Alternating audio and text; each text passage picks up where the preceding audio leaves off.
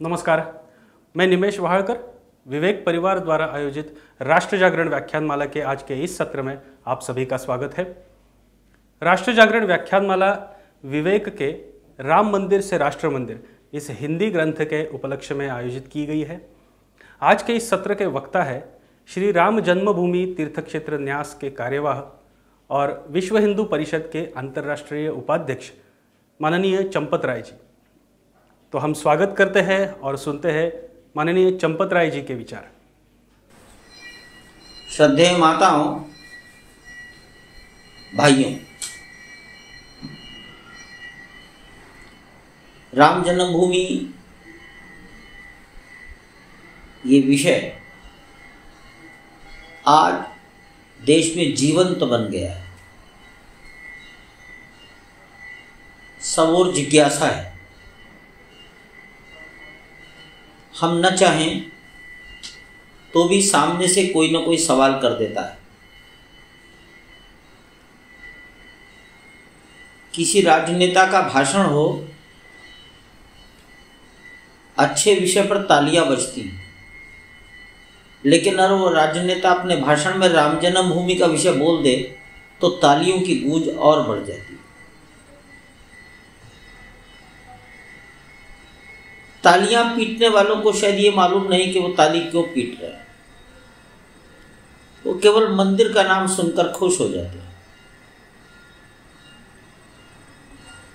मेरी इच्छा है कि मैं राम जन्मभूमि का विषय अपनी पृष्ठभूमि के साथ आपके सामने रखूं। आज के लिए बहुत जरूरी हो गया है। आज का नौजवान इंटरनेट पर रहता है, social media, website, web, WhatsApp etcetera etcetera. ऐसा लगता है बहुत जानकारी रखता है, लेकिन वो उतनी ही जानकारी रखता है जितनी उसको इंटरनेट से मिलती है। वो गहराई में शायद नहीं जा पाता। और राम जन्मभूमि जैसे विषयों के बारे में तो समाज के अंदर जानकारी का अभाव बहुत अधिक है। मैं विवेक साप्ताहिक के माध्यम से कुछ पुनर्स्मरण कर रहा हूं और समाज के सामने चाहूँगा कि कुछ ऐसे पहलू आ जाएं जो शायद देश नहीं जानता। वो बातें तो जरूर आएं जो इतिहास की सच्चाइयाँ हैं। मैं ये भी कोशिश करूँगा, भावना तो हो, लेकिन वो भावना सत्य से अलग ना हो, व्यवहार से भी अलग ना हो।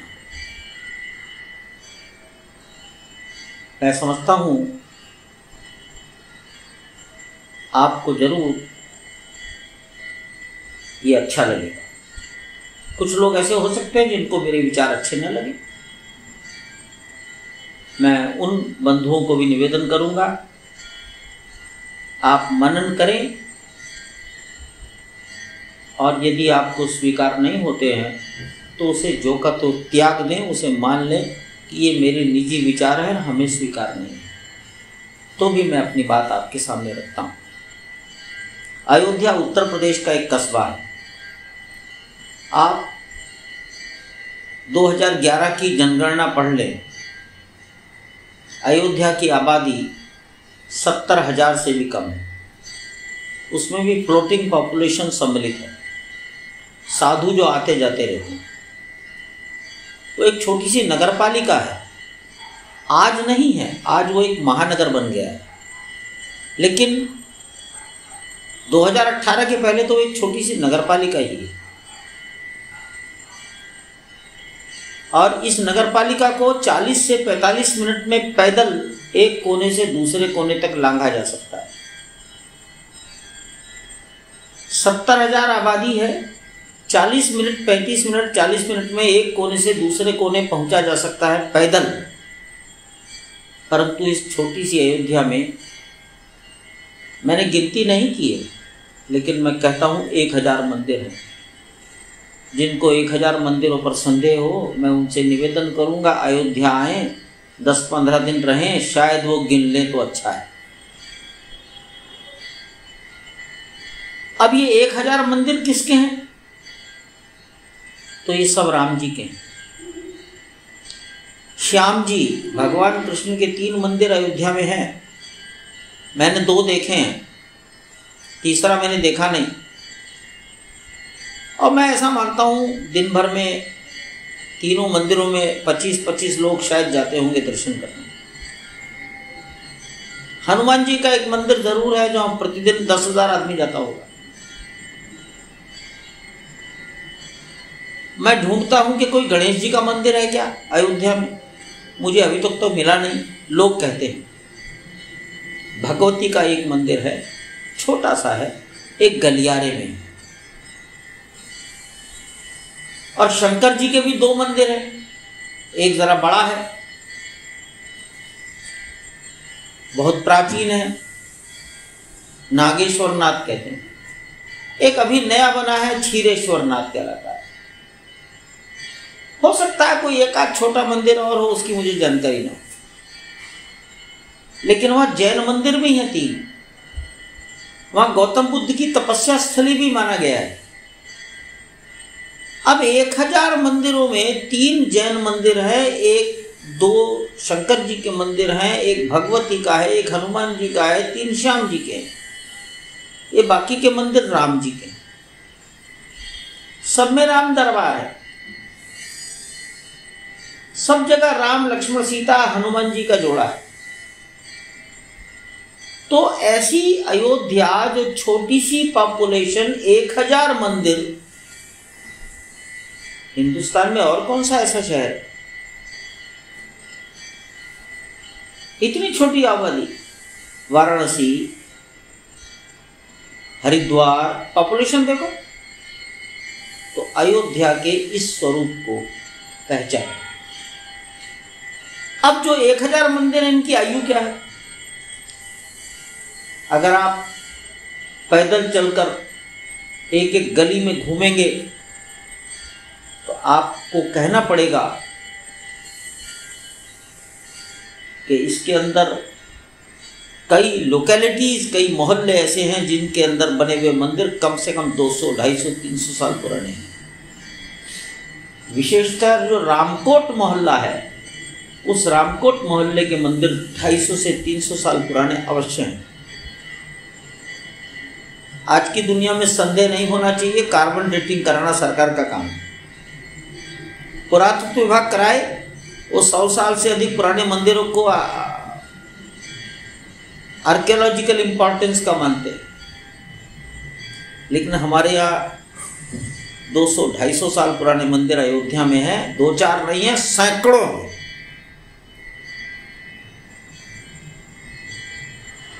एक और विषय अयोध्या के रहे, भगवान राम के जीवन की लीलाओं से जुड़े हुए मंदिर हैं।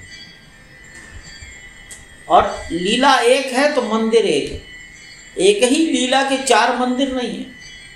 माता कैकेयी कोप भवन में चली गई, सब जानते हैं, और कोप भवन में जाकर राम के लिए वनवास मांग लिया। तो अयोध्या में 1 कोप भवन है, 4 कोप भवन नहीं है। राम के गुरु वशिष्ठ, तो 1 वशिष्ठ कुंड है, 2 वशिष्ठ कुंड नहीं है, और वो सरयू नदी के तट पर है। लक्ष्मण जी के नाम पर एक किला है, सुग्रीव के नाम पर एक किला है, विभीषण के नाम पर एक स्थान है, हनुमान जी के नाम पर एक स्थान है। कैकेयी ने सीता जी को विवाह के पश्चात मुंह दिखाई में एक भवन भेंट किया। एक ही भवन है, और किसी ने नहीं लिखा कि ये कनक भवन कैकेयी ने सीता जी को मुंह दिखाई में दिया। एक जगह लिखा, वहां दशरथ गद्दी है, कौशल्या सदन है। भगवान राम के जीवन की लीलाओं के मंदिर हैं, एक लीला एक मंदिर। सवाल खड़ा ये हुआ है, भगवान की जन्मभूमि कहां है? पैदा कहां हुए थे? वो जन्म स्थान का मंदिर कौन सा है? यही लड़ाई का मूल बिंदु है, जिसने 500 वर्षों से 492 वर्षों से अयोध्या के साधु समाज को उद्वेलित करके रखा। मैं विश्व हिंदू परिषद से पहले की बातें बताता हूं। तो अयोध्या की जनता, अयोध्या का संत समाज ये मानता है कि उस रामकोट मोहल्ले में ये जो एक 3 गुंबदों वाला ढांचा कभी खड़ा था, जो ढांचा 6 दिसंबर 1992 को गिर गया, जिसको समाज का एक वर्ग बाबरी मस्जिद मानता था, कहता था, साधु कहते हैं कि यही स्थान है जो भगवान की जन्मभूमि है। यहाँ एक मंदिर था जो जन्म स्थान मंदिर कहलाता था। इसे एक विदेशी आक्रांता बाबर ने तोड़वाया। तोड़वाकर ये 3 गुंबदों वाला ढांचा वहाँ बना। ये हमारे भगवान की जन्मभूमि है, ये हम वापस ले। लड़ाई का ये मूल है। एक स्थान, उस स्थान पर कभी एक मंदिर था, उस मंदिर को जन्मभूमि का मंदिर कहा गया। और अयोध्या में जन्मभूमि का मतलब एक ही होता है, राम जी की जन्मभूमि। वो मंदिर एक विदेशी ने तोड़वाया है, अपने आप नहीं गिरा है बुढ़ापे के कारण। तो कोई विदेशी आकर हमारा मंदिर तोड़ जाए, इस दर्द को अयोध्या की जनता 492 वर्षों से संजो कर रखे थी। इसके लिए वो लड़ती थी। उन लड़ाइयों का वर्णन किताबों में पाया जाता है। भारतवर्ष में जब ब्रिटिशर्स आ गए, ब्रिटिशर्स के आने के पहले भी जो विदेशी लोग भारत में भ्रमण करने आए, उन्होंने भारत पर अपनी किताबें लिखी हैं। उन किताबों में जो व्यक्ति अयोध्या गया, अयोध्या के वर्णन में उसने ये सब बातें लिखी। ब्रिटिश गवर्नमेंट ने जितने गजेटियर बनवाए, उसमें अयोध्या अगर चैप्टर है तो उसमें वर्णन आता है कि ये 3 मंदिर तोड़े गए। अयोध्या के 3 मंदिरों के तोड़ने का जिक्र आता है। ऑस्ट्रिया का कोई पादरी 1740 में आया, 45 साल हिंदुस्तान में भ्रमण किया, अयोध्या गया, 1785 में भारत में मृत्यु हो गई। उसने history and geography of India, ये 600 पृष्ठों की किताब है जो फ्रेंच भाषा में छपी है, उसकी मृत्यु के बाद छपी है 1786 में। और टाइफन थैलर की किताब में अयोध्या का चैप्टर पढ़िए, राम जन्मभूमि के विषय में पढ़िए। 1786 छपी है वो। ये टाइफन थैलर नाम का पादरी भारत में कब आया, अयोध्या कब गया? हाई कोर्ट ऐसा मानता है 1755 के आसपास गया होगा। अरे 1755 तक तो ईस्ट इंडिया कंपनी भी भारत में नहीं आई थी। इसलिए प्राचीन पुस्तकों में जिन्होंने प्रामाणिकता के साथ अयोध्या का भ्रमण किया, अयोध्या की जनता की भावनाओं को लिखा है, जिनसे प्रकट होता है कि अयोध्या में एक जन्म स्थान, वहाँ एक मंदिर, और उस मंदिर को एक विदेशी आक्रांता ने तोड़ा। मैं बाबर शब्द नहीं बोल रहा हूं, मैं एक विदेशी फॉरेन इन्वेडर ने तोड़ा।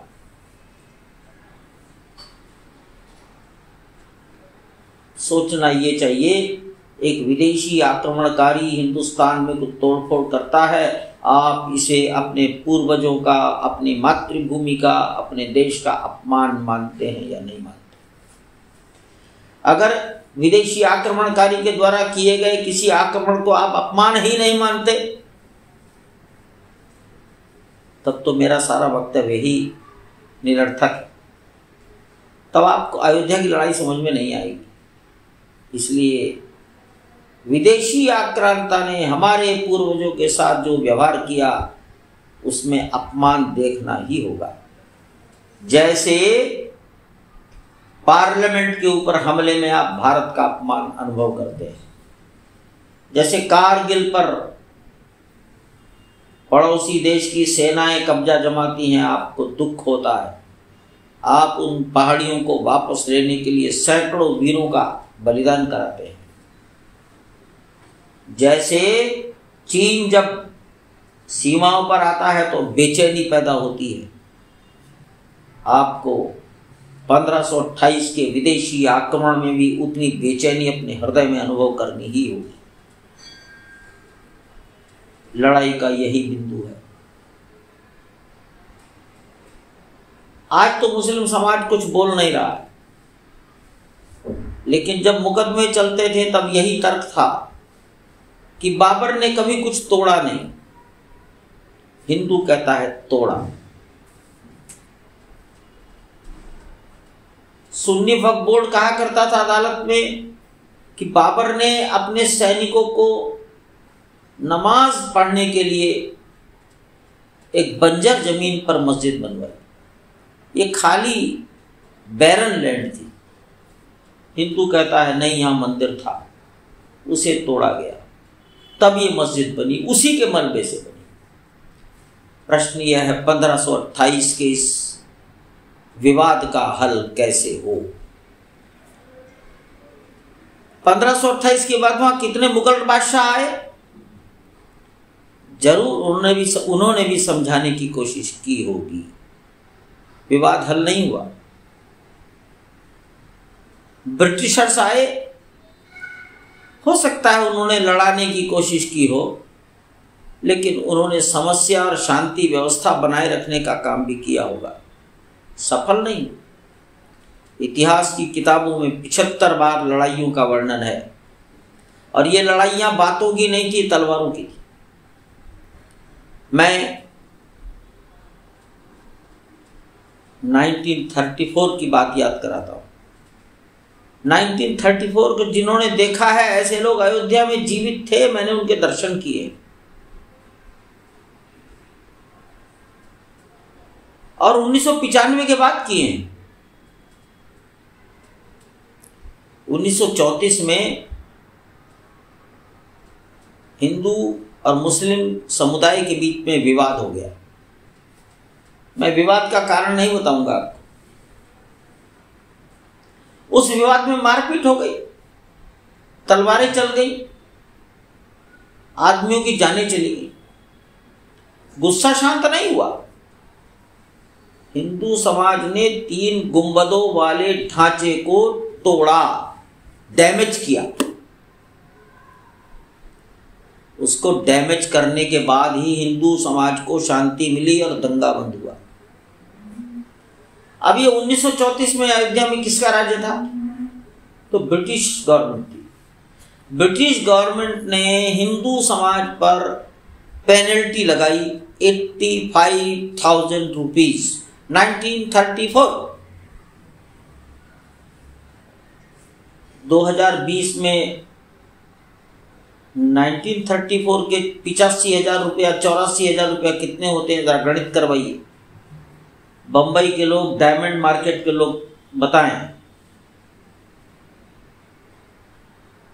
अयोध्या की एक महिला ने अपने घर में से 84,000 रुपया निकालकर सरकार के ट्रेजरी में डिपॉजिट कर दिया। एक महिला ने। उसकी स्पिरिट क्या थी? उसकी भावनाओं के अंदर जाकर झांकी। और 1934 में जो वहां का समुदाय था, उसकी भावनाओं का अध्ययन करें। 34 के बाद 15 साल तक अयोध्या में कुछ नहीं हुआ। देश की आजादी के बाद 1949 में वहां के नौजवान लड़कों ने उस पर कब्जा कर लिया, सीधा कब्जा कर लिया, और कब्जा करके भगवान की विग्रह को वहां स्थापित कर दिया। 3 गुंबदों में जो सेंट्रल डोम था उसके नीचे। वो कब्जा कभी खत्म नहीं हो पाया। अदालत ने भी कब्जा खत्म करने का आदेश कभी नहीं दिया। उनको लगा कब्जा खत्म करने के आदेश का अर्थ है अयोध्या में मारकाट। देश आजाद हो चुका है, भावनाएं उग्र हैं, शांति व्यवस्था बनाए रखने के लिए यथास्थिति एज इट इज स्टे, यही आज तक चला रहा है। समाज ने कब्जा क्यों किया, इस भावना को समझना ही होगा। मुकदमे शुरू हो गए निचली अदालत में, लोकल अदालत। शांति व्यवस्था बनाए रखने के लिए डिस्ट्रिक्ट मजिस्ट्रेट ने वह लोहे के जंगले लगाकर ताले डलवा दिए, लेकिन जनता को दर्शन करने से मना नहीं किया। और अदालत ने किसी अन्य धर्म के व्यक्ति को प्रवेश करने से मना कर दिया, to maintain law and order. Hindu आता था, लोहे के जंगलों के बाहर से भगवान के दर्शन करता था, चला जाता था, अन्य कोई आता नहीं था। बुद्धिमान लोग थे। साधुओं ने सोचा कि रात को जैसे हमने कब्जा किया है और भगवान के विग्रह को रखा है, ऐसे ही रात को कोई और आकर उठाकर ना ले जाए, इसलिए रात दिन वहां बैठकर कीर्तन करते थे, सीताराम सीताराम सीताराम सीताराम 24 आवर्स। कब से? तो 23 दिसंबर 1949 की सूर्योदय से आज तक चलता है।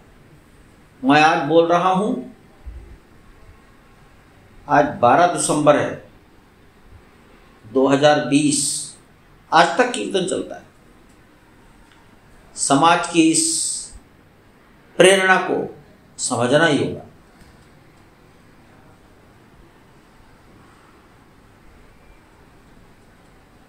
विश्व हिंदू परिषद के आंदोलन प्रारंभ की ये पृष्ठभूमि मैंने आपको रखी है।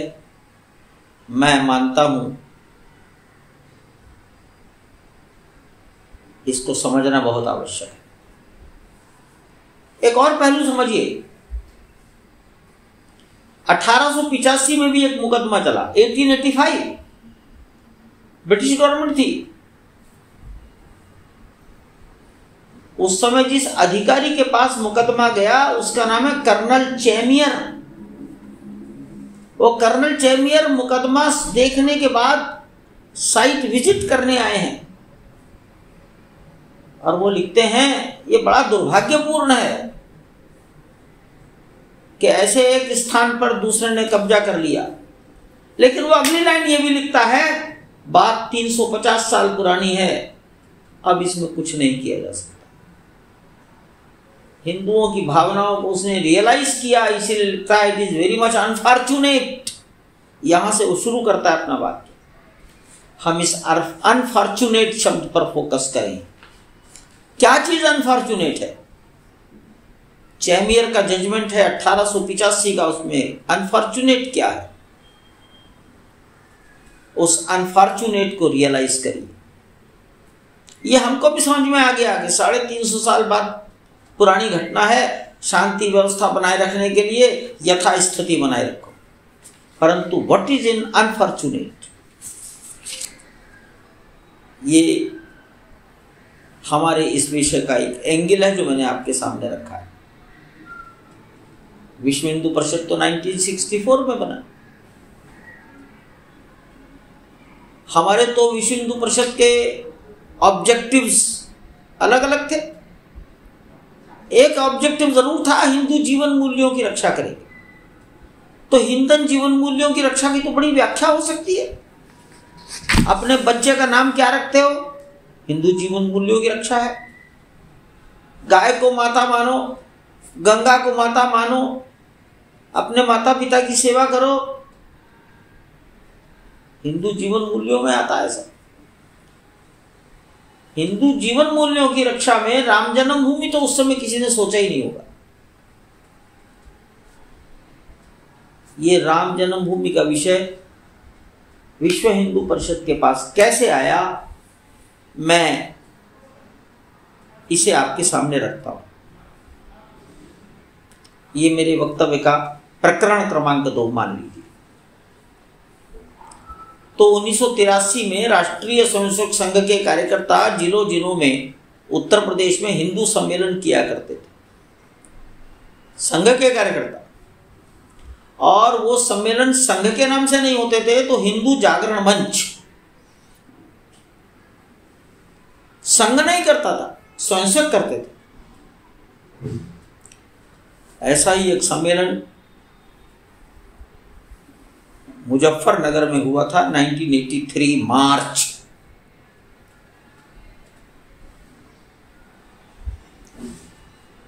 संभवतः 6 मार्च है या 23 मार्च है, इस समय याद नहीं आ रहा। उस सम्मेलन में मुरादाबाद के एक नेता दाऊदयाल खन्ना आए थे। वो कांग्रेस के थे, अनेक बार विधायक रहे, चंद्रभानु गुप्ता के मंत्रिमंडल में मंत्री रहे। और उस सम्मेलन के मंच पर गुलजारीलाल नंदा भी थे, अशोक सिंघल नहीं थे वहां।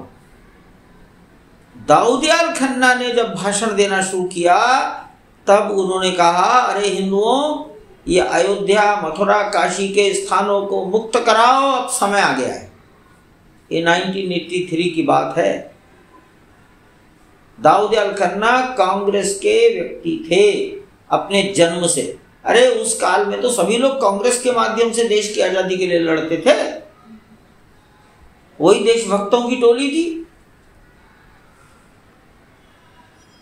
उनके भाषण के बाद ये विचार हुआ, बाबूजी ने क्या कहा है इसे समझा जाए।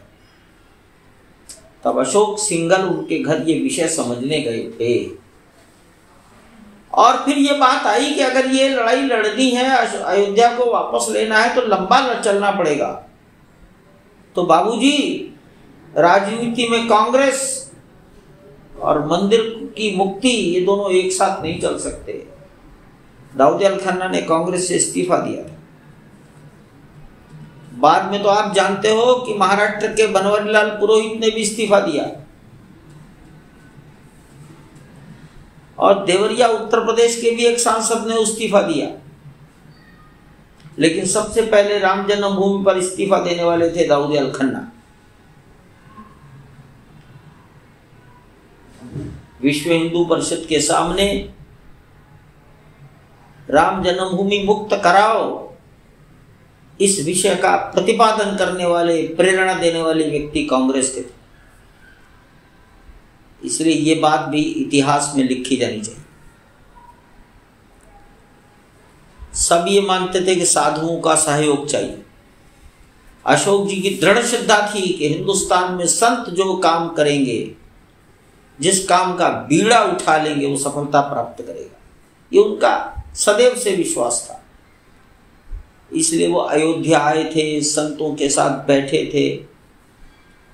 शायद पहली बार अयोध्या आकर बैठे होंगे। 40-50 साधु आए थे, दाऊदयाल खन्ना भी आए थे।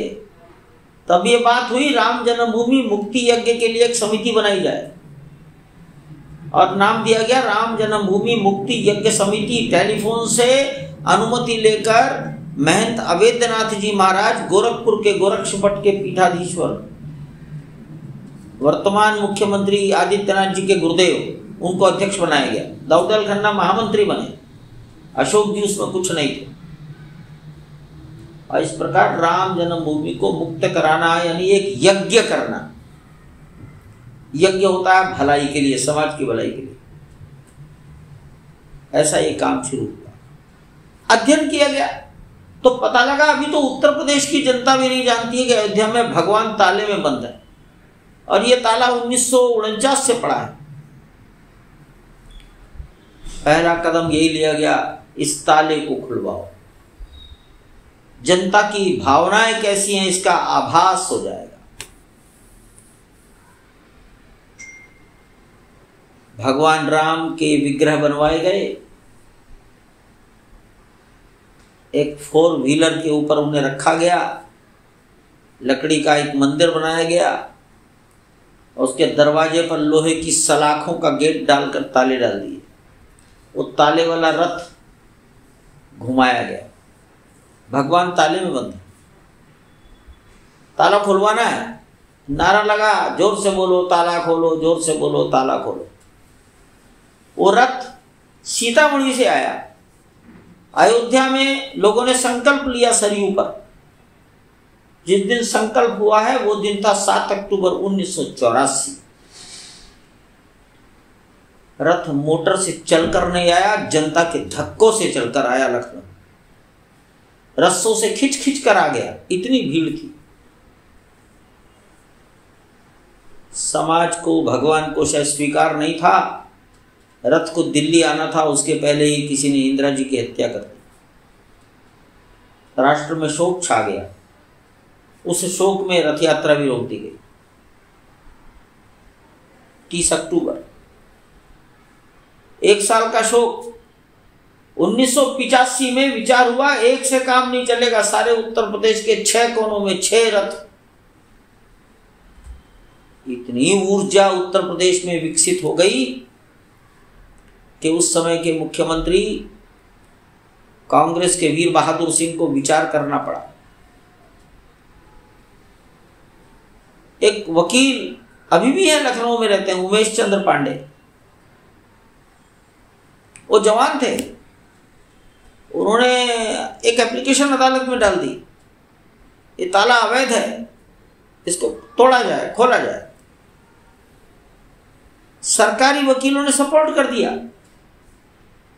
सरकारी वकील थे स्वर्गीय वीरेश्वर द्विवेदी, आज वो जीवित नहीं है।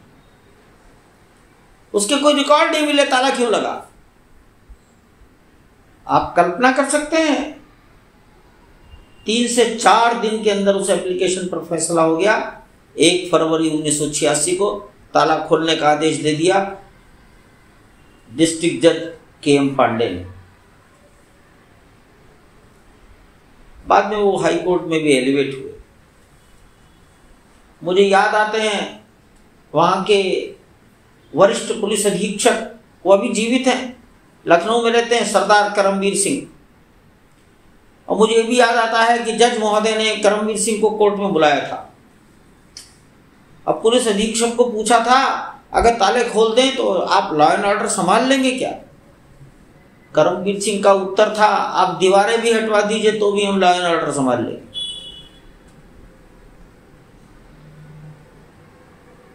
एक फरवरी की सायंकाल ताले तोड़ दिए गए, चाबी मिलने में देर हो गई। भगवान ताले से मुक्त हो गए।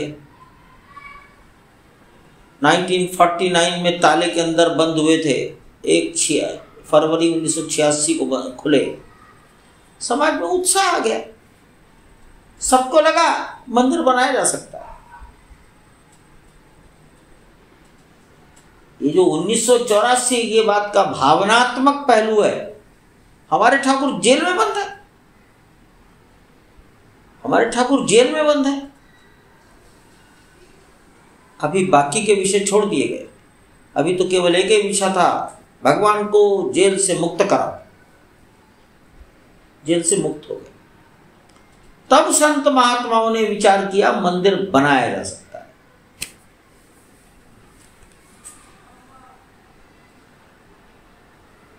प्रतिवर्ष जनवरी के महीने में, माघ महीने में प्रयागराज में माघ मेला लगता है। हरिद्वार, प्रयागराज, उज्जैन, नासिक में कुंभ लगते हैं। हर तीसरे चौथे महीने कोई ना कोई जागरण का कार्यक्रम लेने लगे। जगह जगह संतों की भागीदारी बढ़ती चली गई। जैसे जैसे अयोध्या में राम जन्मभूमि के ऊपर मंदिर को बाबर ने तोड़वाया था, ये विचार फैला तो हृदय के अंदर अपमान की ज्वाला धधकने लगी। अपमान से मुक्ति की भावना पनपने लगी।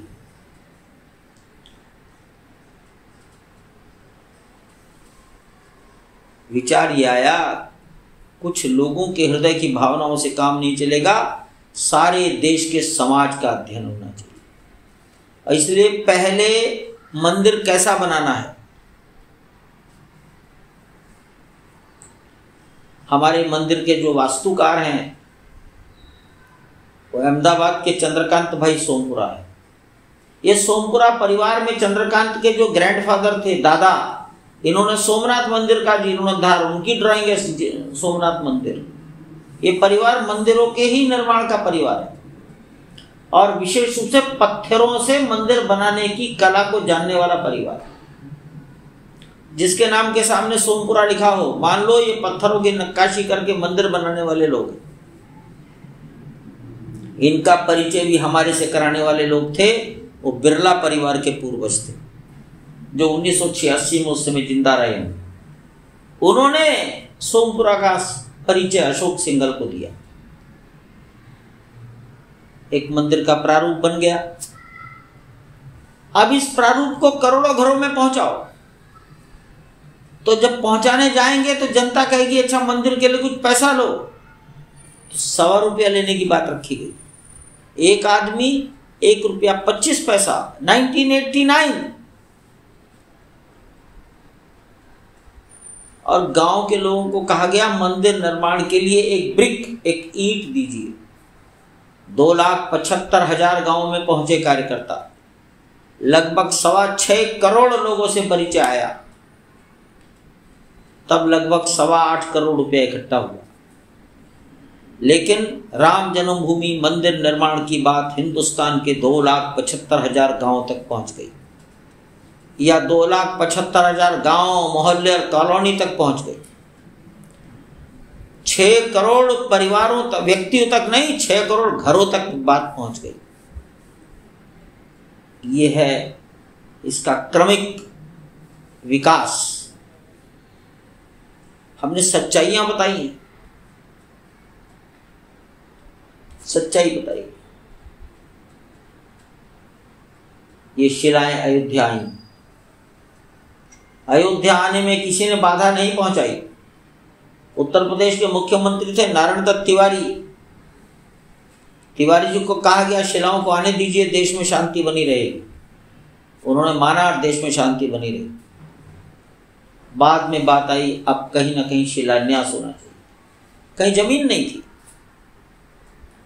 मंदिर की ड्राइंग के अनुसार नापतोल की गई और यह हुआ कि उस ढांचे को टच न किया जाए और निर्विवाद भूमि पर शिलान्यास कर लिया जाए और ड्राइंग के अनुसार कर लिया जाए।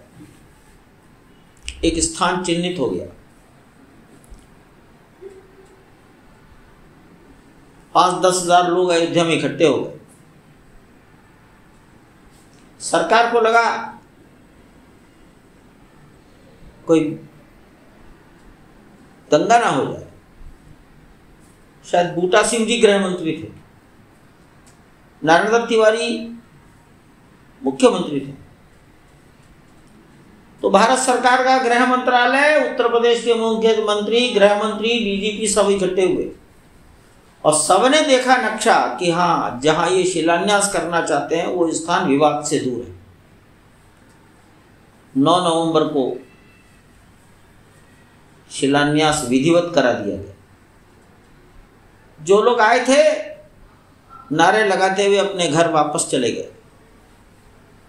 इस प्रकार 9 नवंबर 1990 को, 9 नवंबर 1989 ये राम जन्मभूमि मंदिर का एक शिलान्यास भी हो गया। और शिलान्यास किया बिहार के कामेश्वर चौपाल ने।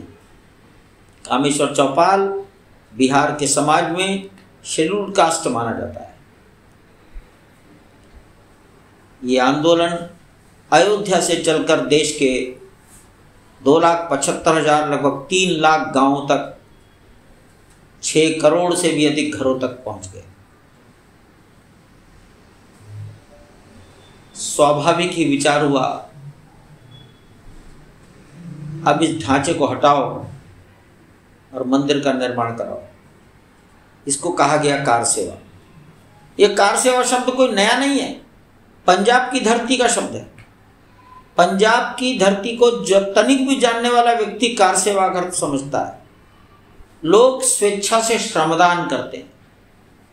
बड़े से बड़ा आदमी आकर गुरुद्वारे में श्रमदान करता है, मंदिर में श्रमदान करता है, जूते साफ करता है, बर्तन साफ करता है, ईंटें उठाता है, गारा उठाता है माथे पर रखकर। इसका नाम पंजाब की धरती पर कार सेवा कहा गया। ये कार सेवा शब्द वहां से लिया गया। कार सेवा की घोषणा हुई 30 अक्टूबर 1990। उत्तर प्रदेश के मुख्यमंत्री ने घोषणा कर दी कि कोई अंतर नहीं आ सकता, परिंदा भी पर नहीं मार सकता। परिंदा पक्षी को कहते हैं। उसी प्रकार की उन्होंने घेराबंदी भी की। पत्रकारों ने शायद मजा लेने के लिए ये कहना शुरू कर दिया, फावड़ा अगर हेलीकॉप्टर से भी गिरा दोगे तो मान लेंगे कार सेवा होगी। परंतु देश के जज्बे को समझिए। हजारों लोग सारी बाधाएं पार करके सैकड़ों किलोमीटर पैदल चल के अयोध्या में घुस गए। कई कई दिन तक छिपे रहे, झाड़ियों में छिपे रहे। 2-4 लोग पकड़ में आए होंगे। अशोक सिंघल भी 3 दिन पहले अयोध्या में प्रवेश कर गए। किस मार्ग से प्रवेश किए? और उनके साथ दूसरा व्यक्ति जो प्रवेश किया उसका नाम है श्रीश चंद्र दीक्षित। उत्तर प्रदेश पुलिस के और भारतवर्ष में उत्तर प्रदेश के पहले पुलिस महानिरीक्षक, डायरेक्टर जनरल पुलिस, डीजीपी। वो रिटायर हो चुके थे। वो विश्व हिंदू परिषद में वाइस प्रेसिडेंट भी थे। इस आंदोलन से जुड़ गए। 30 अक्टूबर 1990 को अयोध्या में सारी बाधाएं पार करके दोनों लोग पहुंच गए, अशोक सिंघल, श्रीश चंद्र दीक्षित। ये कहां छिपे, कोई इन्हें पहचान नहीं पाया। और 30 अक्टूबर के दिन निर्धारित समय पर ये निकले। तब तक पता लगा इनके सामने कई हजार नौजवानों का हजूम निकल आया। पुलिस ने भी सोचा होगा पता नहीं क्या हुआ, सरकार ने अनुमति तो नहीं दे दी। वो हजूम बढ़ता चला गया। इसी बीच में कहते हैं कोई बस ड्राइवर बस को लेकर बढ़ गया और वो सारे बैरियर तोड़ता हुआ जन्मभूमि तक पहुंच गया। 3-4 नौजवान उस गुंबद के ऊपर चढ़ गए, झंडा गाड़ दिया। झंडा गाड़ दिया। ये बात जरूर है, मार दिए गए, लेकिन झंडा गाड़ दिया। परिंदा भी पर नहीं मार सकता, वह झंडा गाड़ दिया। ये घटना हुई है 30 अक्टूबर 1990।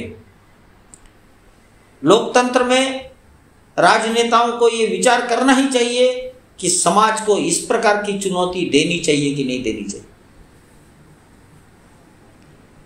परिंदा भी पर नहीं मार सकता, इस तरह की चुनौती राज्य सत्ता अगर समाज को देगी तो उसके दुष्परिणाम कैसे होते हैं, ये उनको 1990 से भी देखना चाहिए। और जनता को चुनौती देने का दूसरा दुष्परिणाम होता है, मुजफ्फरनगर जिले में उत्तराखंड के लोग जब उत्तराखंड बनाओ इसके लिए आ रहे थे, तब उनको गोलियों से रात के अंधेरे में मारा गया था। जनता के आंदोलनों को कुचलने का मार्ग गोली नहीं है। लोकतंत्र में राजनेताओं को अयोध्या के इस जन जागरण से ये अवश्य सीखना चाहिए। अन्यथा हिंदुस्तान में मृत्यु से लोग नहीं डरते। बलिदान यहाँ की परंपरा है और इतिहास में नाम लिखा जाएगा हत्या कराने वाले, हत्याकांड कराने वाले लोगों में। इस कलंक से कोई बच नहीं पाएगा। मैंने ये बात भी आपके सामने इसलिए रखी कि बड़ी महत्व की बात थी। किस तरह से उस गुस्से को शांत किया गया, समाज वापस गया।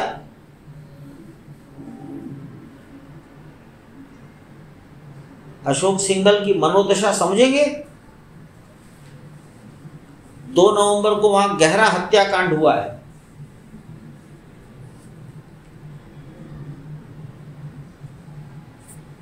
राजस्थान के एक महेंद्र अरोड़ा, एक नौजवान लड़का जेठाराम परिहार,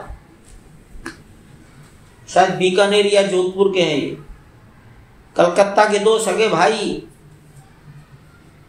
अयोध्या के ही 3 लोग, वासुदेव गुप्ता, राजेंद्र पांडे,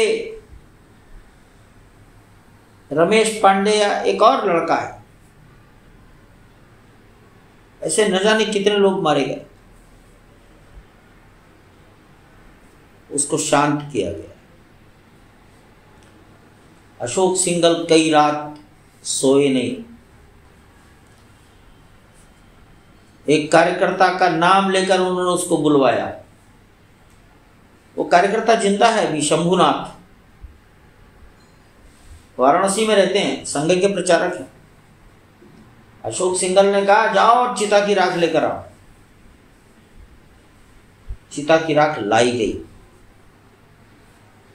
मिट्टी के बर्तन में, और चिता की राख लाकर अशोक जी ने कहा मेरे सिरहाने रख दो। सिरहाने राख आकर रखी गई, तब अशोक जी गहरी निद्रा में लीन हो गए। सोचो, अपने प्रिय से प्रिय की मृत्यु पर आप ऐसा कर सकते हो? कोई माँ, कोई पिता अपने जवान बेटी की मृत्यु पर उसकी राख चिता की लाकर अपने सराहने रखकर सो सकता है? अशोक सिंघल को तभी नींद आई। इसमें से ये ऊर्जा और ये शक्ति पैदा हुई जिसने हिंदुस्तान ही नहीं तो दुनिया को घुमाया, जिसने राज्य सत्ताओं को अदल बदल करा दी। ये इस आंदोलन के विकास का ये भी एक पहलू है। हत्याकांड के बाद बात आई मुख्यमंत्री हटाओ। हत्याकांड कराता है, हटाओ। इसके लिए दिल्ली में एक प्रदर्शन का विचार हुआ। 4 अप्रैल 1991 मार्च में फैसला हुआ सम्मेलन करो, सभा करो। मार्च में तिथि तय हुई 4 अप्रैल। सारा देश उमड़ गया। सभा करने के लिए स्थान नहीं था तो राष्ट्रपति भवन के ठीक सामने बोट क्लब पर हुई, वही मंच लगा। एक आचार्य धर्मेंद्र रहते हैं जयपुर में, वो कहने लगे अरे भाई इसमें कितनी जनता आई है? तो एक सन्यासी थे वामदेव जी। वामदेव जी ने कहा अरे आचार्य धर्मेंद्र बोल दो 25 लाख आई है। 25 लाख की घोषणा हो गई, आज तक उसे कोई काटने वाला नहीं। शायद उस समय की सरकार भी उस सभा को देखकर घबरा गई और उनको लगा कि ये तो संघ के कार्यकर्ता आए हैं, अनुशासित लोग हैं, कोई और आ गए तो क्या होगा। इसलिए उसके बाद बोट क्लब पर सभा करना प्रतिबंधित हो गया। मैं समझता हूँ 4 अप्रैल 1991 की सभा बोट क्लब के इतिहास की अंतिम सभा है। सभा चल रही थी, शाम को 4 बजे के लगभग समाचार आया कि उत्तर प्रदेश के मुख्यमंत्री ने इस्तीफा दे दिया। मुलायम सिंह जी ने इस्तीफा दे दिया। सभा का हेतु पूरा हो गया, मुख्यमंत्री हटाओ। उत्तर प्रदेश में नए चुनाव हुए, कल्याण सिंह मुख्यमंत्री बन गए। तब तक 1992 आ गया और 1992 के बारे में बताने की आवश्यकता नहीं है। 6 दिसंबर को वहाँ कितने लाख लोग आए मालूम नहीं। मुख्यमंत्री ने कहा गोली नहीं चलेगी, कानून का पालन करेंगे, गोली नहीं चलेगी। शायद प्रधानमंत्री नरसिम्हा राव ने भी तय कर लिया था गोली नहीं चलवानी, गोली नहीं चलनी चाहिए। समाज के गुस्से में वो ढह गया। तरह तरह की अफवाहें अखबारों में छपी, बम, डायनामाइट, सब निरर्थक बातें, सब निरर्थक बातें। 1984 से लेकर 1992 तक कितने कार्यक्रम जन जागरण के हुए हैं, इसकी गिनती नहीं की जा सकती, इसकी गिनती नहीं की जा सकती। उद्देश्य क्या है जन जागरण का? राम जन्मभूमि का इतिहास और विदेशी आक्रांता का आक्रमण, हिंदुस्तान के स्वाभिमान को ऊंचा करने का विचार, ये हर पीढ़ी में अधिक से अधिक घरों तक पहुंचाना, जितने प्रकार से किया जा सके।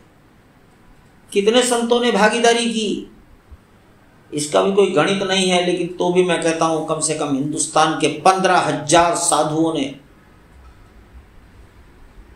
किसी ने देश भर में, तो अनेकों लोगों ने अपने अपने क्षेत्रों में अपने अपने राज्यों के कार्यकर्ताओं के आधार पर अपनी अपनी शक्ति, बुद्धि,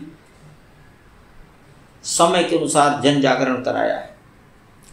लेकिन ये विचार अयोध्या की धरती से निकलकर सारे हिंदुस्तान में ही नहीं तो दुनिया में फैल गया।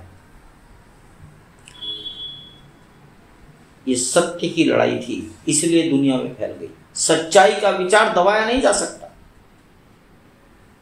सत्य की लड़ाई थी इसलिए दुनिया में फैल गई। सब लोगों ने इतिहास पढ़ना शुरू कर दिया। आप कल्पना करेंगे 1984 में अयोध्या पर कोई किताब ही नहीं थी। आज 150 से भी ज्यादा ग्रंथ पाए जाते हैं मार्केट में। अनुकूल प्रतिकूल, भारतीयों ने और विदेशियों ने, सबने लिखे। अखबारों में संपादकीय लिखे गए। लोगों ने अपने संपादकीय का ही ग्रंथ छपवा दिया है। अयोध्या का इतिहास अनेकों प्रकार से लोगों ने लिखने की कोशिश की है, क्योंकि सत्य जैसे जैसे जिन लोगों को समझ में आता गया, उनका मस्तिष्क और उनकी लेखनी चलने लगी। उसी का फल है 1992। मैं समझता हूं ये पहलू आपके सामने आए, बहुत एक अच्छा विषय है। 6 दिसंबर को कार सेवा की घोषणा हो गई। सर्वोच्च न्यायालय ने एक ऑब्जर्वर नियुक्त कर दिया, रिसीवर नियुक्त नहीं किया, ऑब्जर्वर। उनको एक पर्टिकुलर ड्यूटी दी कि कोई कंस्ट्रक्शन मटेरियल इकट्ठा नहीं होना चाहिए। कोई डिमोलिशन कर रहा है कि नहीं कर रहा है ये ड्यूटी में नहीं लिखा था। लिखा था कोई कंस्ट्रक्शन मटेरियल इकट्ठा नहीं होना चाहिए। और एक डिस्ट्रिक्ट जज को लगा दिया गया। वो बेचारे वहां खड़े रहे छत के ऊपर। पत्रकार पूछते थे क्या हो रहा है, कहते मैं देख रहा हूं कोई कंस्ट्रक्शन मटेरियल तो इकट्ठा नहीं हो रहा है। सब भगवान ने सबकी बुद्धि घुमा दी। सुप्रीम कोर्ट को तो किसी ने गाइड नहीं किया। विश्व हिंदू परिषद के तो उस समय के कार्यकर्ताओं की अप्रोच ही नहीं थी। लेकिन जजेस के ध्यान में इतना ही आया कि कंस्ट्रक्शन मटेरियल इकट्ठा ना हो। कंस्ट्रक्शन मटेरियल तो इकट्ठा हुआ नहीं, ढांचा तोड़ा जा रहा है, इसके लिए ऑब्जर्वर को कहा नहीं गया था और वो ढांचा चला गया। जब वो ढांचा गिर रहा था तो पता लगा उसकी दीवारें खोखली हैं। उसमें से तमाम प्राचीन मंदिर के अंग निकले, पत्थरों के टुकड़े, नक्काशीदार, सब इकट्ठे रखे हैं, आज भी सुरक्षित हैं पुलिस की कस्टडी में। उसी में से एक शिलापट निकला है, लगभग 5 फीट लंबा है, 2.25 फीट या 2 फीट चौड़ा है, पर्याप्त मोटा है।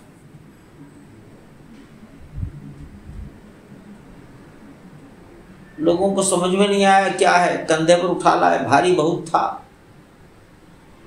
मंच जहां बना था वहां नीचे लाकर रख रहे थे, रखते रखते गिर गया तो एक कोना ही टूट गया। कोई लड़की खड़ी थी, वो लड़की मध्य प्रदेश की थी,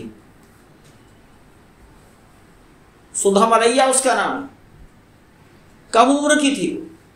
उसने फोटो खींच लिया, चली गई, कोई उसे जानता नहीं था। 5-7 दिन के बाद दिल्ली में आकर बेचैन हो गई, मैं वापस अयोध्या जाऊंगी। उसके परिचित जानने वाले लोगों ने कहा गोली मार देंगे, कर्फ्यू लगाया। सुधा मलैया कहती है मर जाऊंगी, अयोध्या जरूर जाऊंगी। वो शिलालेख है, उसके अलावा तो किसी ने देखा ही नहीं था। तब एक बुजुर्ग थे, पुरातत्ववेत्ता स्वराज प्रकाश गुप्ता, वो उस लड़की के साथ अयोध्या आए। और एक पत्रकार थे रामशंकर अग्निहोत्री, अब जीवित नहीं है। इन तीनों के आपस में संपर्क हुए। हमने सुना था भगवान कृष्ण का जन्म जेल में हुआ, ताले खुल गए। हमने 1992 में आंखों से देखा, ये 3 लोग जन्मभूमि पर आए तो पुलिस के बैरियर अपने आप उठ गए। वो लड़की अंदर गई, उस शिलालेख का उन्होंने स्टैम्पेज लिया, छापा, वैज्ञानिक छाप। 40 से 45 मिनट अंदर रही और काम पूरे करके निकल गई। जब पुलिस को पता लगा तब तक ये दिल्ली की ओर चल चले थे, इन्हें कोई पकड़ नहीं पाया, दिल्ली पहुंच गए। वो शिलालेख एक टर्निंग पॉइंट है इस आंदोलन का। उस शिलालेख का फिर सरकार ने छापा लिया, सुप्रीम कोर्ट में एप्लीकेशन मूव हुई कि पुरातत्व की चीज है, इसकी सुरक्षा की जाए। सुप्रीम कोर्ट ने ऑर्डर शीट जारी की।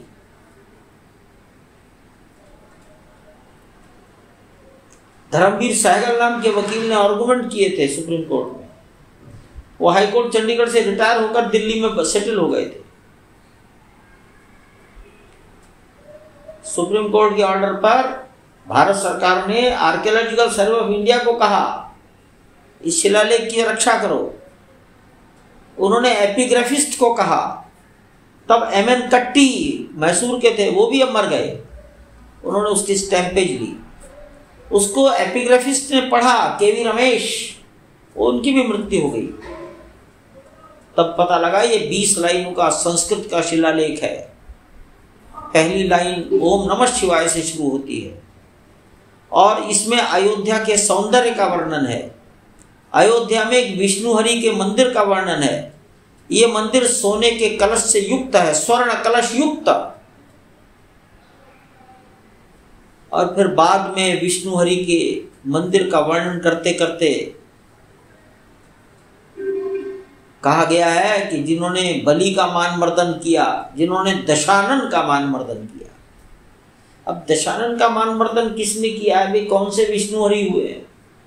विष्णु का कौन सा स्वरूप है? बाद में उस कुल परंपरा का वर्णन है जिस कुल परंपरा ने वो मंदिर या वो शिलालेख बनवाया।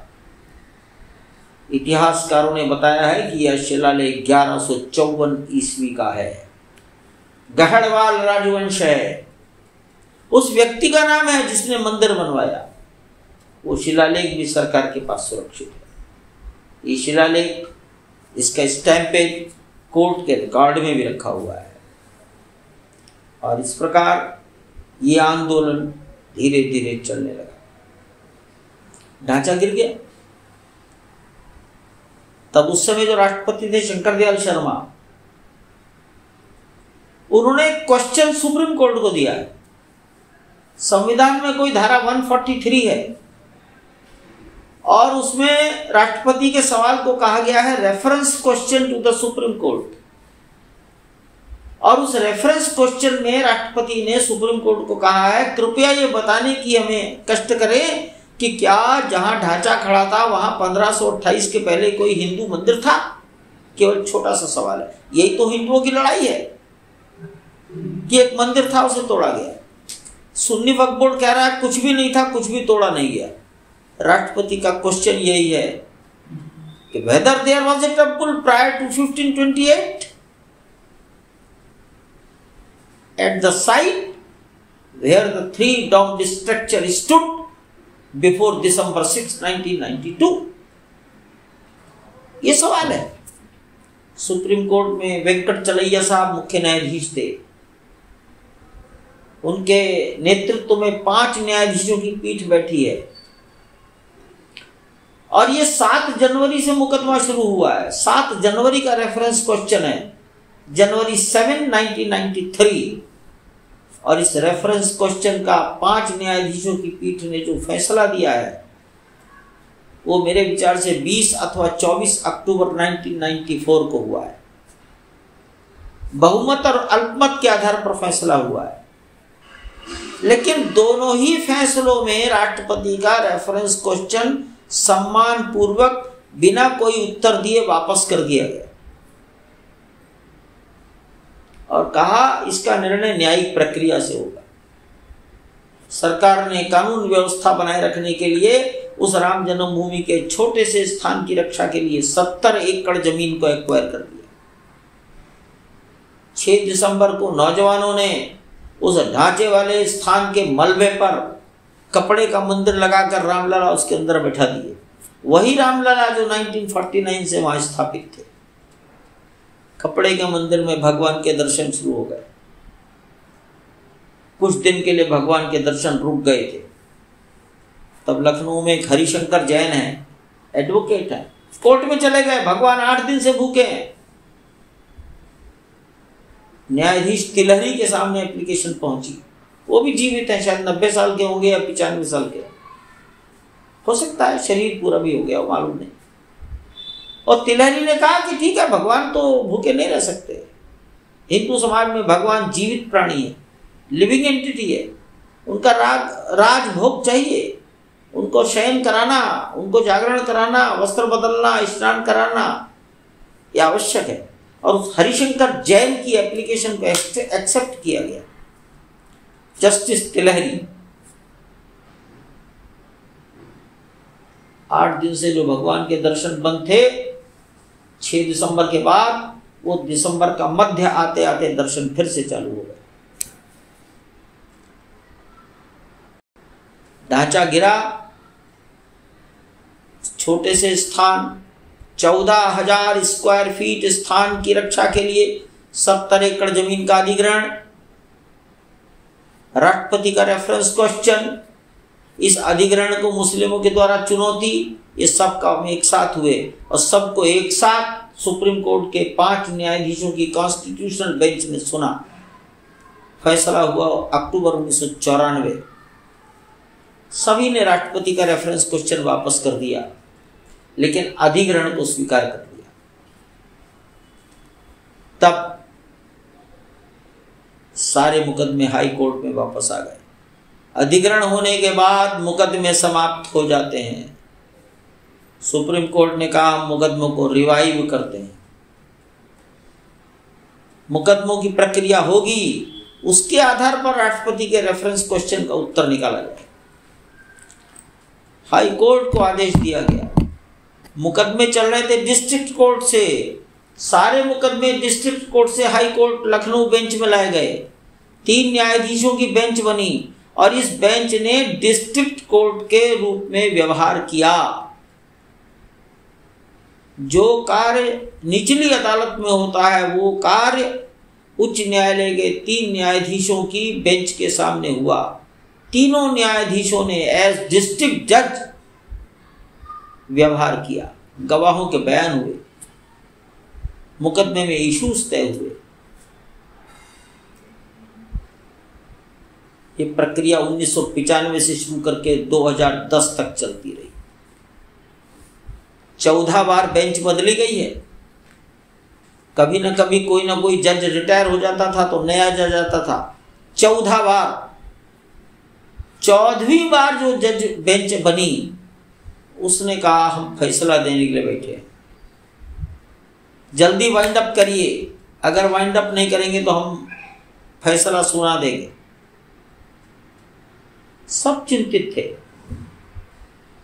फैसला सामने आ गया 30 सितंबर 2010 और उन्होंने उस स्थान को भगवान की जन्मभूमि मान लिया। तीनों न्यायाधीशों ने माना, अलग अलग ढंग से माना, लेकिन मान लिया।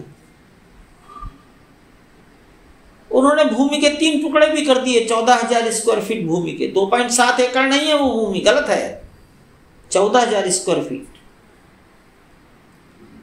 135 बाई 90, 135 फीट लंबा नॉर्थ साउथ, 90 फीट चौड़ा ईस्ट वेस्ट, यही प्लॉट है। अब असली सवाल कि क्या कभी 1528 के पहले वहां हिंदू स्ट्रक्चर था, इस सवाल को उच्च न्यायालय ने कैसे सॉल्व किया। उन्होंने विज्ञान को संपर्क किया, वैज्ञानिकों को। वैज्ञानिकों ने कहा अगर कोई चीज तोड़ी गई होगी तो सुपर स्ट्रक्चर तोड़ा जाता है, जमीन के नीचे कुछ नहीं तोड़ा जाता, टूटता है।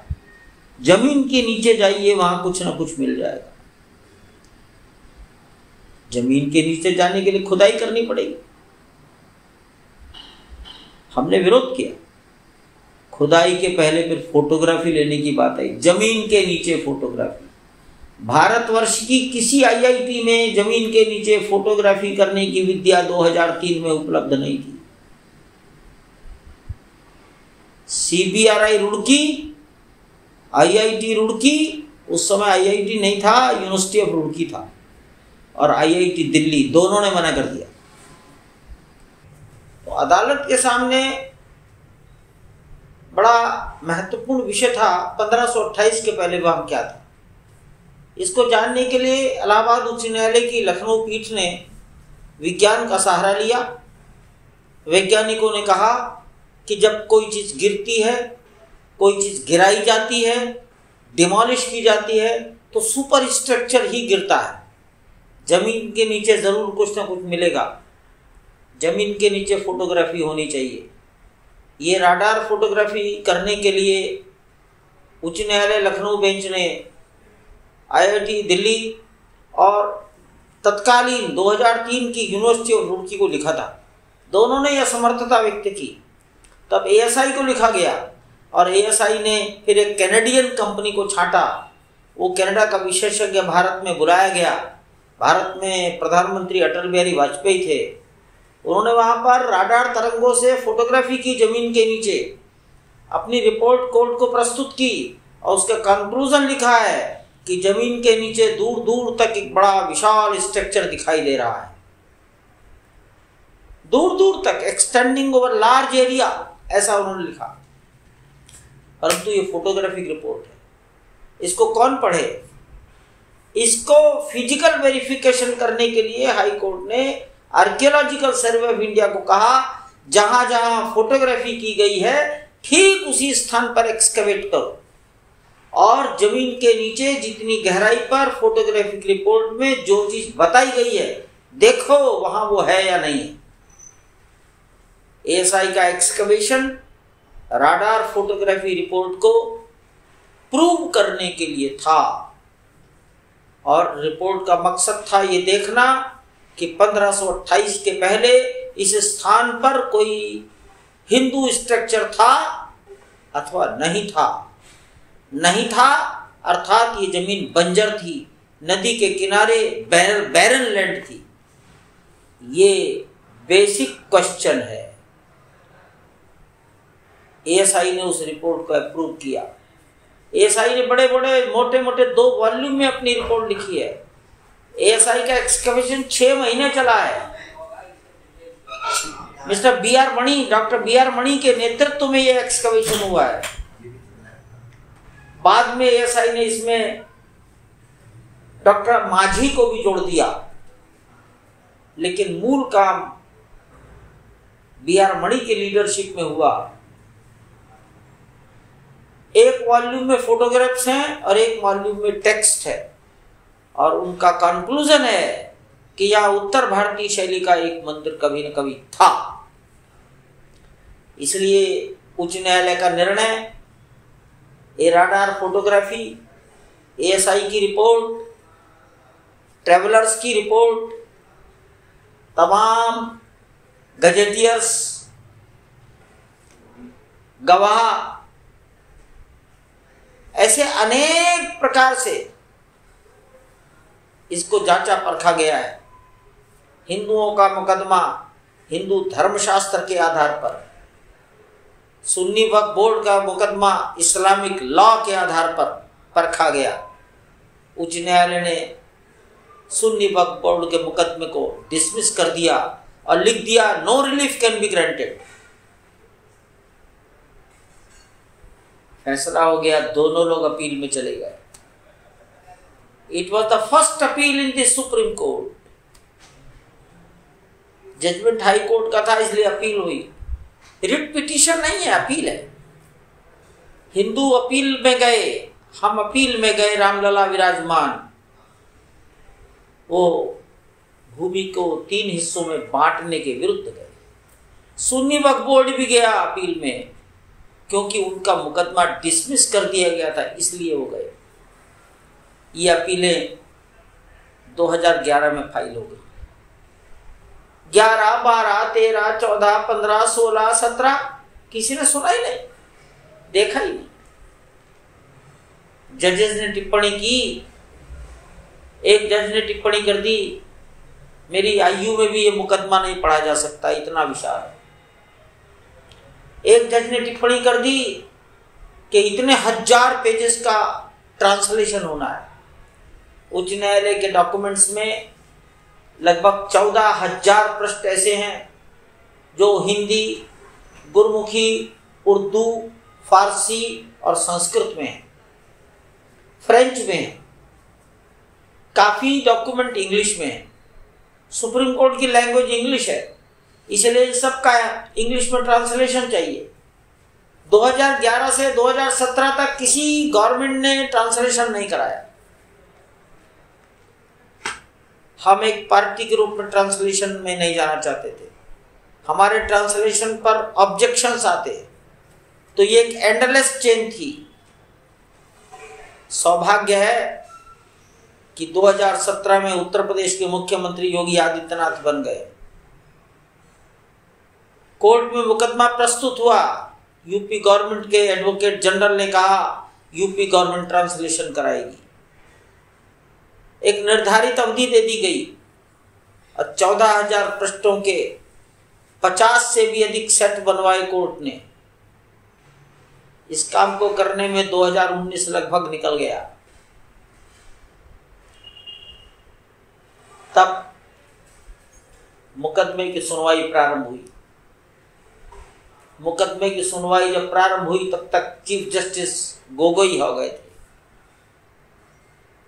बेंच के दिमाग में आया कि एक अंतिम प्रयास कर लिया जाए, वार्तालाप करा दिया जाए।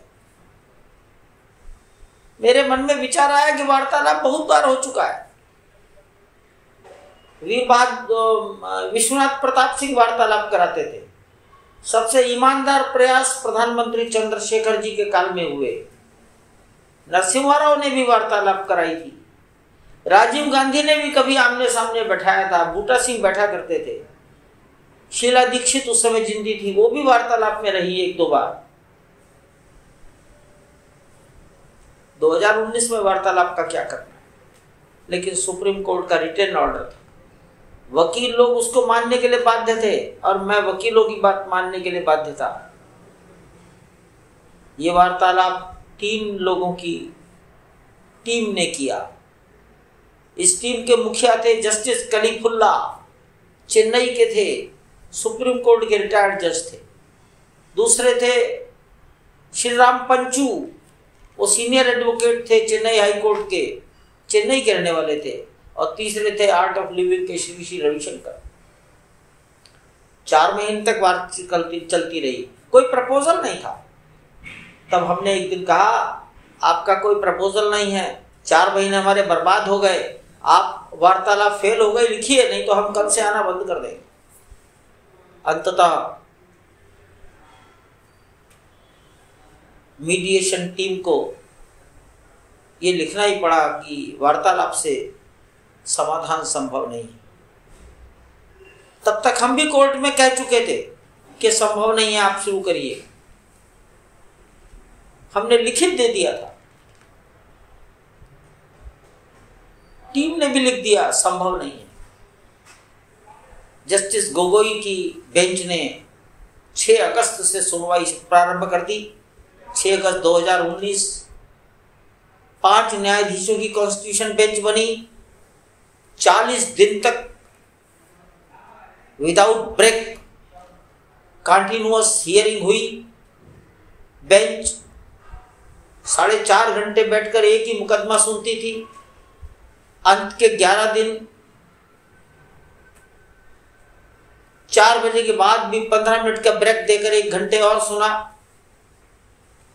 40 दिन में लगभग 170 घंटे तक सुनवाई हुई। दोनों पक्षों के सब वकील जूनियर से लेकर सीनियर मोस्ट तक 170 घंटे बैठे रहे। 93 साल के वयोवृद्ध केशव पाराशरन जी 170 घंटे बैठे सुनते रहे। उधर राजीव धवन भी बैठे रहते थे। दोनों पक्षों के सभी वकीलों ने अत्यंत गंभीरता से 170 घंटे तक कार्रवाई को सुना। कार्रवाई को सुनने के लिए सुप्रीम कोर्ट के 100 वकील चैम्बर में आकर खड़े रहते थे।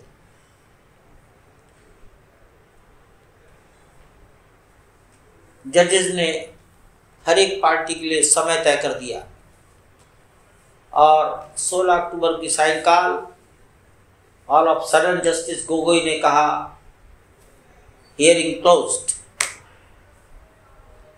Judgement reserve. और इस प्रकार 16 अक्टूबर 2019 को 40 दिन की एक्सरसाइज के पश्चात सर्वोच्च न्यायालय में सभी अपीलों की सुनवाई बंद हो गई।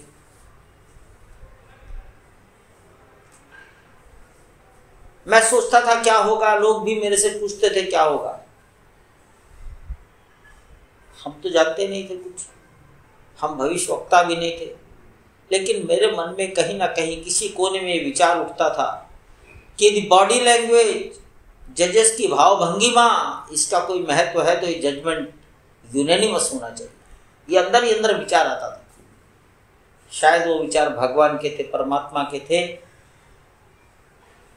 8 नवंबर की रात को 9, साढ़े 9 बजे मुझे पता लगा। मैं दिल्ली से 250-250 किलोमीटर दूर था कि 9 नवंबर को जजमेंट आने वाला है। मैं रात को ही 2:30 बजे दिल्ली लौटा। 9 नवंबर को कोर्ट में घुसने का मेरा पास ही नहीं बना।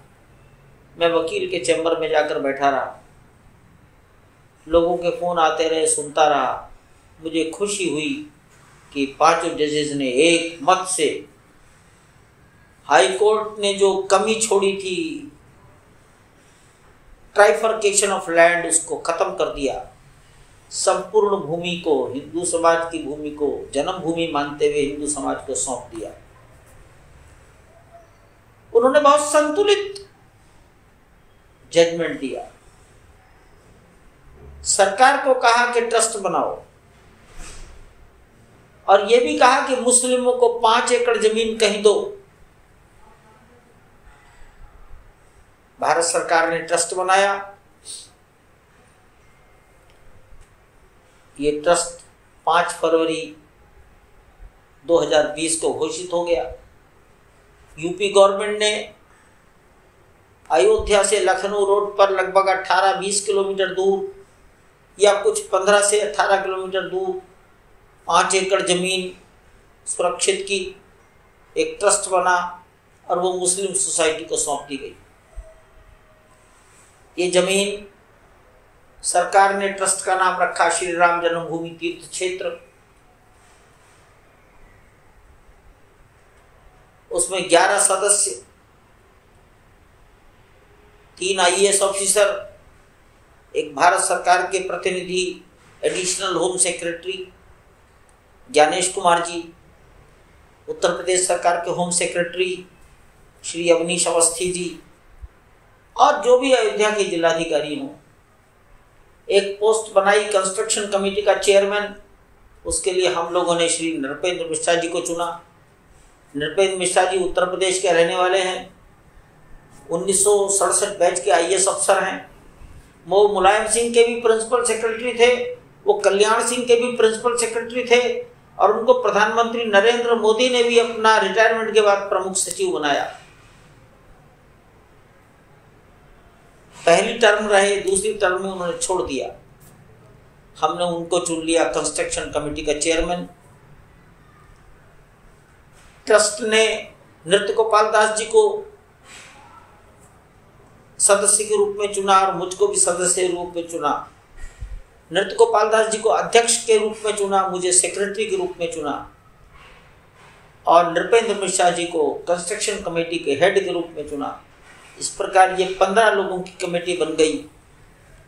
कामेश्वर चौपाल इसमें आए और ट्रस्ट में लिखा गया कि ये ऑटोनोमस बॉडी है, इसमें एक व्यक्ति SC/ST का अवश्य होगा, और निर्मोही अखाड़ा जो 1959 से प्लेंटिफ है, उनके जो अयोध्या ब्रांच के महंत होंगे वो इसके आजीवन ट्रस्टी रहेंगे।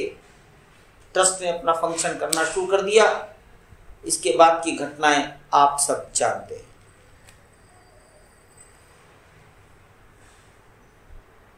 जनता में उत्साह आ गया। अब विषय आया कि मंदिर के निर्माण कार्य का प्रारंभ करना है। वैसे तो शिलान्यास हो चुका था 1989 9 नवंबर को, और देखिए सुप्रीम कोर्ट का जजमेंट भी आता है तो 9 नवंबर को आता है।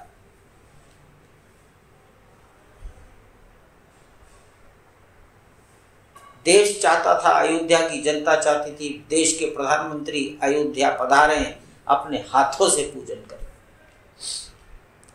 लेकिन देश कोरोना महामारी से भी जूझ रहा था, एक धर्म संकट था।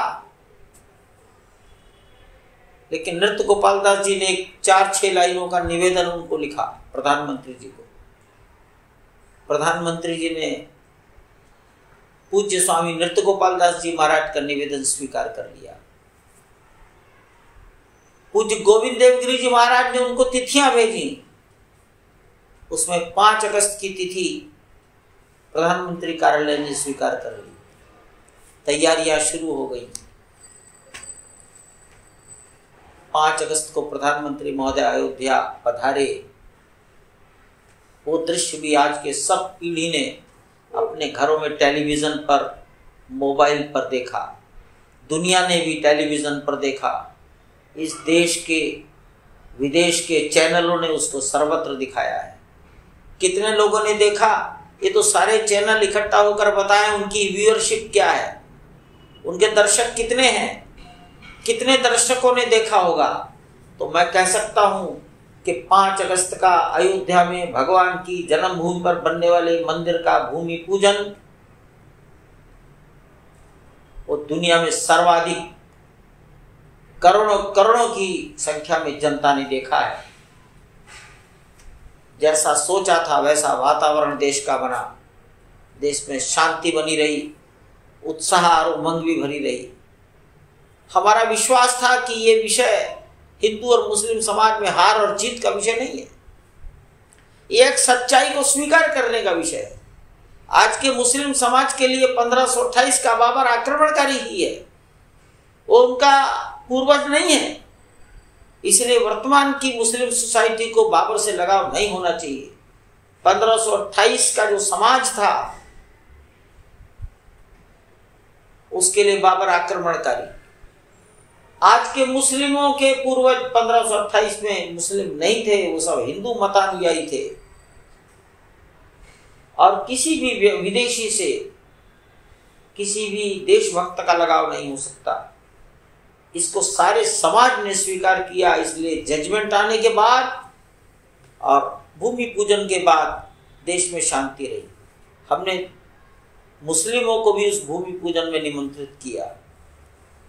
इकबाल अंसारी आए, उनके पिताजी हाशिम अंसारी 1950 से मुकदमा लड़ रहे थे, और एक मोहम्मद शरीफ फैजाबाद के आए जिनको प्रधानमंत्री नरेंद्र मोदी जी की सरकार ने पद्मश्री दिया।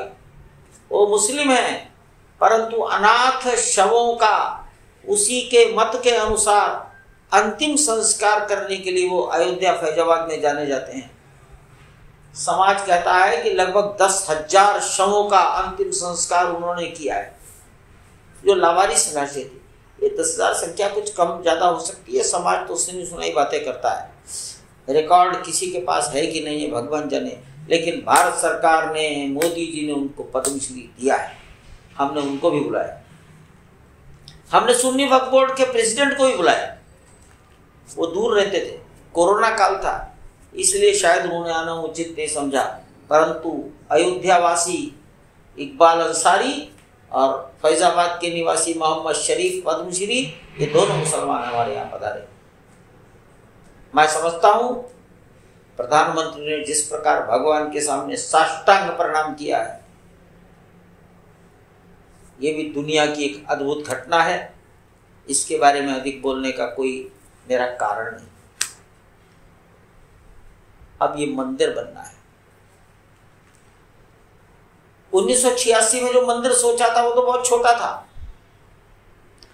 270 फीट लंबा था, 135 फीट चौड़ा था, 141 फीट ऊंचा था।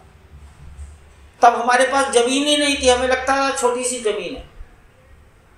2019 में सुप्रीम कोर्ट ने हमें 70 एकड़ जमीन दे दी।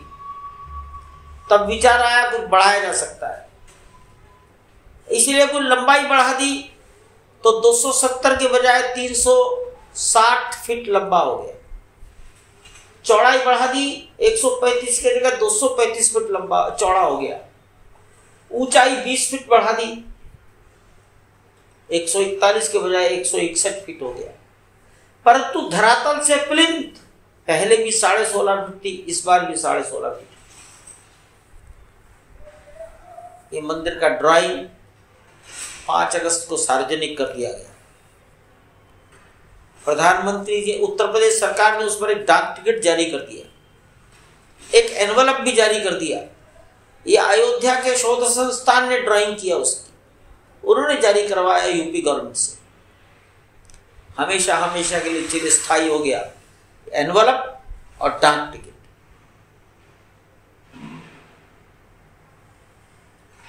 मंदिर में निर्माण में इस जमीन को वापस प्राप्त कराने में कितने लोगों का योगदान है, कितने लोगों ने आत्मोत्सर्ग किया है।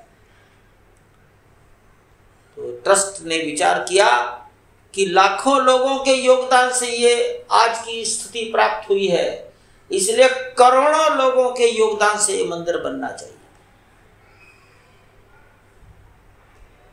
आने वाली पीढ़ी में हर घर कहे हमारा भी 1 रुपया इसमें लगा है, हमारा भी 1 रुपया लगा है। हमने ये सोचा है कि आज जो पीढ़ी, जवानों की पीढ़ी मौजूद है देश में, उसे ये इतिहास मालूम नहीं है, इसलिए वर्तमान पीढ़ी को इस इतिहास से अवगत कराने के लिए उसी के घर जाएंगे। सोचा कितना जाएंगे, तो कार्यकर्ता कहते हैं देश की आबादी का आधा भाग जरूर जाएगा, आधा भाग तक पहुंचा सकते हैं, यानी 11 करोड़ फैमिली तक जा सकते हैं, 55 करोड़ 50 करोड़ आबादी तक पहुंच सकते हैं। और उनको इस इतिहास से अवगत कराने के लिए उन्हें कुछ न कुछ छपा हुआ प्रिंटेड लिटरेचर दे। स्वाभाविक ही समाज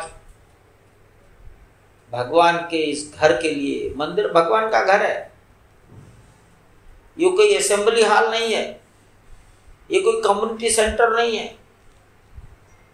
हिंदू परंपराओं में मंदिर भगवान का घर है, तो भगवान का घर बनाने के लिए लोग प्रेरणा से कुछ न कुछ देंगे। मंदिरों में जाते हैं तो लोग हुंडी में देते हैं, मांगता नहीं है कोई, स्वेच्छा से देते हैं।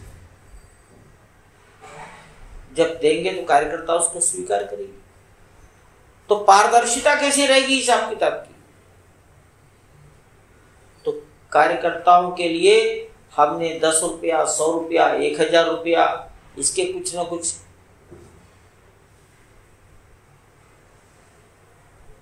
कागज छापे। आप उसको कुछ भी नाम दे सकते हो। हमारी इच्छा है कि घरों के अंदर मंदिर का चित्र जाए, तो उस कागज पर मंदिर का चित्र छापा गया है। किसी कागज पर 10 रुपया, किसी पर 100 रुपया, किसी पर 1000 रुपया लिख दिया गया। जो जैसा देगा उसी अनुपात में वैसे कागज देते रहे। कुछ लोग उसे कूपन कहते हैं, कोई दूसरा शब्द देते हैं, लेकिन हमारी इच्छा है कि हिंदुस्तान के 4 लाख गांव, मोहल्ले, कॉलोनी में जाएंगे और आधी पॉपुलेशन को टच करेंगे। 11 करोड़ फैमिलीज, 55 करोड़ आबादी।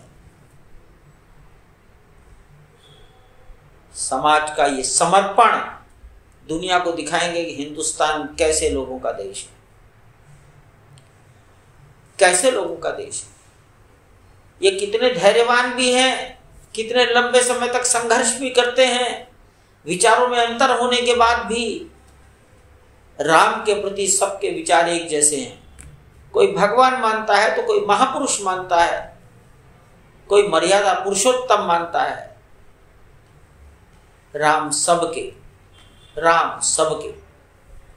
और ये जन्मभूमि, इस जन्मभूमि को वापस प्राप्त करना और वहां मंदिर का निर्माण, ये राष्ट्र के सम्मान की पुनर्प्रतिष्ठा, ये राष्ट्र के गौरव की पुनर्प्रतिष्ठा, 1528 के अपमान का परिमार्जन, आने वाली पीढ़ी को विदेशी गुलामी के चिन्ह, विदेशी गुलामी की निशानियां दिखाई नहीं देनी चाहिए। ये इस कड़ी का हिस्सा है जिसको शुरू किया पहली सरकार ने 1947 के बाद, जिन्होंने इंडिया गेट के नीचे की अंग्रेज की मूर्ति हटवाई, चांदनी चौक से विक्टोरिया हटी, अयोध्या के तुलसी उद्यान से विक्टोरिया हटी, देश में जहां जहां विक्टोरिया थी हटी, और बंबई की सरकारों ने Bombay BT, Bombay Victoria terminal station का नाम बदला। बंगाल की गवर्नमेंट ने कलकत्ता नाम बदलकर कोलकाता किया, बॉम्बे की जगह मुंबई हो गया, मद्रास की जगह सरकारों ने चेन्नई किया, दिल्ली के अंदर सरकारों ने इरविन हॉस्पिटल को जयप्रकाश नारायण कर दिया, विलिंगटन हॉस्पिटल को राम मनोहर लोहिया कर दिया, मिंटो ब्रिज को शिवाजी ब्रिज कर दिया, और एक सरकार ने औरंगजेब रोड का नाम बदल दिया। विदेशियों की निशानियां समाज को याद नहीं दिलाना। आने वाली पीढ़ी स्वाभिमान से युक्त बने। संप्रभुता संपन्न देश के हम नागरिक हैं, ये संदेश दुनिया को जाना ही चाहिए। शनय शनय विभिन्न सरकारें इस दिशा में अपना कदम बढ़ा रही हैं। सरदार पटेल ने महमूद गजनी के आक्रमण का, उस आक्रमण की निशानी को समाप्त किया। सरदार पटेल की परंपरा के दाऊदयाल खन्ना ने संघ परिवार और विश्व हिंदू परिषद को कहा, आप अयोध्या मथुरा काशी को मुक्त कराइए। अयोध्या सबसे इजी टारगेट था। देश के सहयोग से वो कार्य पूरा हुआ। देश की करोड़ों जनता, ये उनके हृदय का मंदिर है, और मुझे पूरा विश्वास है भगवान का घर बनाने में जिसके घर जाएंगे बिना मांगे वो देगा, लेकिन जिसके घर नहीं जाएंगे वो अखबार में पढ़कर देगा।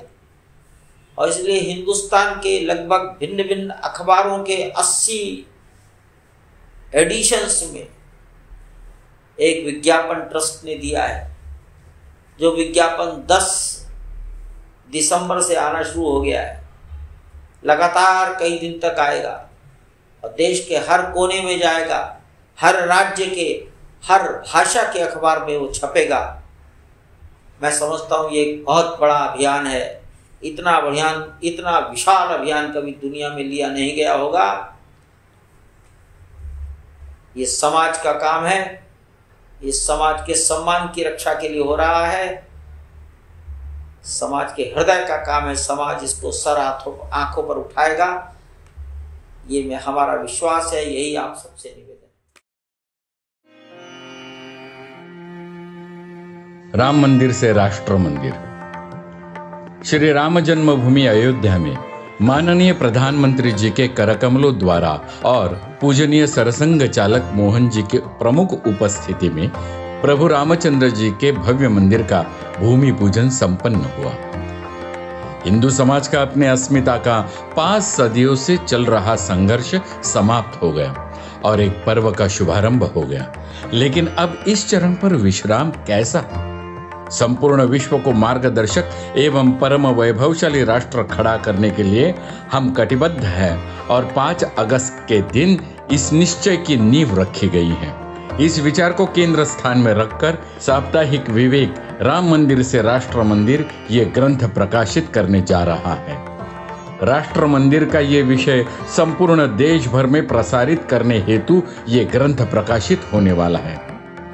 अपने राष्ट्र की सामाजिक, सांस्कृतिक, आर्थिक, शैक्षिक, औद्योगिक, आध्यात्मिक आदि क्षेत्रों में कैसी संरचना होनी चाहिए, इस बारे में गहरा चिंतन इस ग्रंथ में प्रस्तुत किया गया है।